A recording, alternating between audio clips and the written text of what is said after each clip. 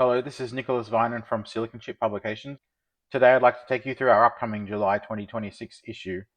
Here's the cover, and you can see there are a few things on it. There's an adjustable ultrasonic cleaner, DCC accessory decoders, and I2C controller, and soft robotics.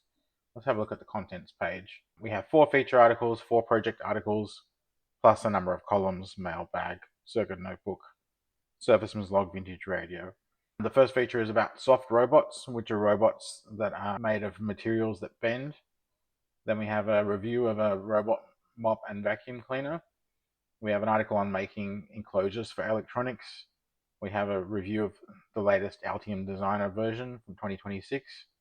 And then our projects are the adjustable ultrasonic cleaner, the second part of our pinball machine, which was introduced last month, these model railway accessory decoders, and the I2C controller. Let's start having a look at these articles.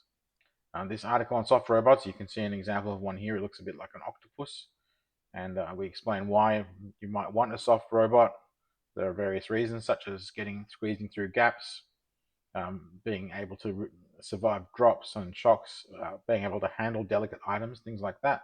We talk about the technology behind them, the way that the robots are controlled and move by flexing uh, usually plastic parts.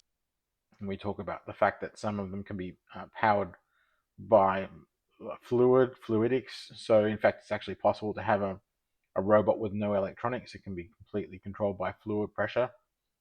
And we also talk about electronics that can stretch and bend, because you may want to have electronic control as well. And some examples here of robots that can flex, flexible soft grippers for holding food, and then some more examples of these flexible robots, including some that can dive deep underwater and can also operate on land. So I think an interesting article there about robot technology.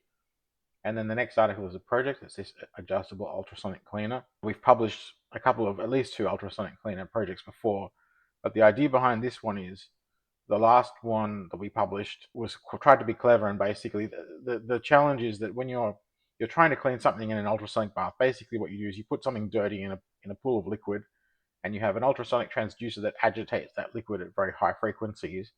And you can see it's explained here that it causes bubbles to appear, and those bubbles pop, and they basically stir up the cleaning fluid and make it much more effective at cleaning off what you're trying to get rid of.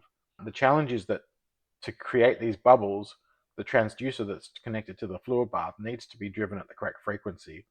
So the transducers will have a natural resonant frequency, and that will also be affected by what they're attached to. Usually the fluid bath will mean that they resonate at a lower frequency. So you need to find that frequency to drive them at to effectively couple power into the liquid. Otherwise, it's just not going to do very much.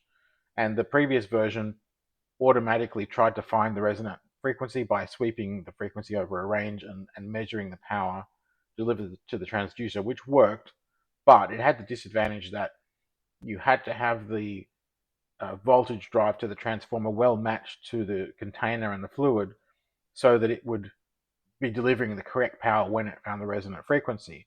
And that was a little bit tricky to achieve. So instead, what we've done in this version, we've made it so that you can adjust the frequency and you can adjust the voltage drive to the transducer. And that way you can sweep it and adjust it until you get the correct amount of power that you want delivered to the fluid. So it might be that you want to deliver 20 watts, or maybe you want to deliver 30 watts. Well, you can turn the power down, sweep it until you find the resonant peak, and then turn the power up to get what you want. And we figure that's an easier system than trying to have it do it automatically and then fail because it's delivering too much power and it's saturating, or it's never finding the resonant peak. So that's the idea behind this project. It's a little bit simpler, but it's a bit more flexible. Here you can see the circuit reflects that simplicity. So we have a microcontroller that generates the drive to the MOSFETs that drive the transformer that drive the transducer. We have current monitoring and voltage monitoring, and then we have this switch mode supply here that automatically, well, you can manually or automatically adjust the voltage, and it does that quite efficiently. Here you can see the circuit board. So there's the main board with the transformers and the driving electronics, and then we have a front panel with controls that's also connected to the microcontroller. Here are some of the drive waveforms showing the alternate drive to the MOSFETs with a dead time in between, and the output from the transducer. And it also shows you what the ranges of frequencies it supports are. It's designed for a 40 kilohertz transducer, so it's basically adjustable several kilohertz on either side of 40 kilohertz to find that resonant frequency. There's a list of parts that you need to build it. And there will be a part 2 next month, because this basically describes the circuit, but next month we'll have the actual circuit, PCB diagram and assembly instructions. Moving on to the next article, we have this robot mop and vacuum review. Obviously robot vacuums have been around for a while, but they're getting a bit more advanced now. They can actually mop the floor, and even if you have a mix of carpet and hard floors, they can vacuum the carpet and then they can mop and vacuum the hard floors. And they have quite advanced mapping as well, with LiDAR and cameras and that sort of thing. So you can see here, it's a map that this robot has built of a home, and you can see the robot's up there. The path it's traveled is white, and you can see how it's cleaned this room already, and this room, and it's now cleaning this room. So quite a useful device there, controlled by a smartphone, and some information about the advantages and disadvantages, how effectively it cleans, and so on. And then the next article is our part 2 of our pinball machine. So the first article basically introduced the pinball machine, showed pictures of it, explained why we built a pinball machine, what it does, and so on. This second article is describing the electronics. So here's a picture of the control board. Here's a circuit diagram of much of the control board, and it's pretty straightforward. There's a Raspberry Pi Pico 2 microcontroller module that does all the control, an audio amplifier for the sound effects and music, and then we just have basically lots of inputs and outputs. Some outputs for driving LEDs that can deliver only a few tens of milliamps, and some outputs for driving solenoids that can handle many amps. And the inputs here have protection because of the inductive spikes that are going to be around the board. And then here's a picture of the power supply board. Basically, the whole thing runs off 24 volts, which drives things like the solenoids directly. And then we have 3.3 and 5 volts for the digital circuitry and driving LEDs. This shows the player number display. And we have the score display. And then various, there are a number of boards here for the bumpers and for the cascade LEDs. And then we also have lots of general purpose boards that just connect a bunch of switches or inductive sensors or LEDs back to the control board. And these boards here for connecting the solenoids as well. So it's a pretty clever system, because what it means is instead of wires going everywhere from the control board, there's a harness of ribbon cables and kind of as like a speaker cable for the solenoids that go off to these satellite boards, and the satellite boards connect to each individual part, and that way you don't have a giant mess. Here's the control board complete. As you can see, it will take some time to assemble, but it's all very easy stuff. There's nothing difficult on there, and that's part of the goal, to make it so that anybody could build this pinball machine. And you can see here I was talking about the wiring harness. Well, there it is. You can see all these ribbons and wires coming from the control board down the side here, branching off, and they connect to these satellite boards that then connect to all the various LEDs, bumpers, solenoids, rollover switches, flippers, all that sort of thing. So he's done a very neat job there, and if you follow his instructions and do what he did, it's quite a bit of work, but it's not difficult to build and wire up this pinball machine. There's a photo of the finished machine. There's some information here about testing it. It has some self-test modes, because there's so many things that you could have your short circuits or open circuits in, so you can test all the individual parts before you try to play the game. Moving on now to the next article. Here we have one about making the enclosures for electronics.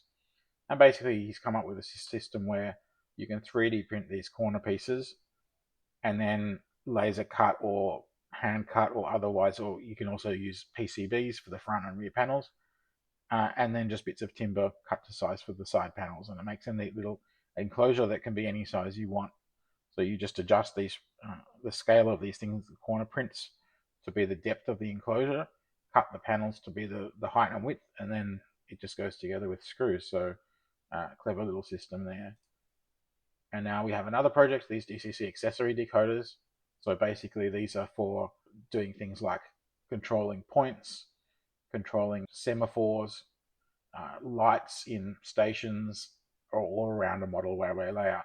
And it's controlled by DCC, which means these all connect to the track. Of course, the track is usually nearby, so that's convenient. And then you can just control them from the same system you use to control the trains. So essentially they're like the locomotive decoders we've already published in the magazine, except they're designed to be stationary. And there's two versions. This one here can drive points motors. It can also just drive any loads like LEDs that you might want. And there's another version here which is designed to connect to up to 4 servo motors. So that could be used for some servo motor based points, but it can also be used for things like semaphores. You can see the two different boards. They're pretty simple circuits.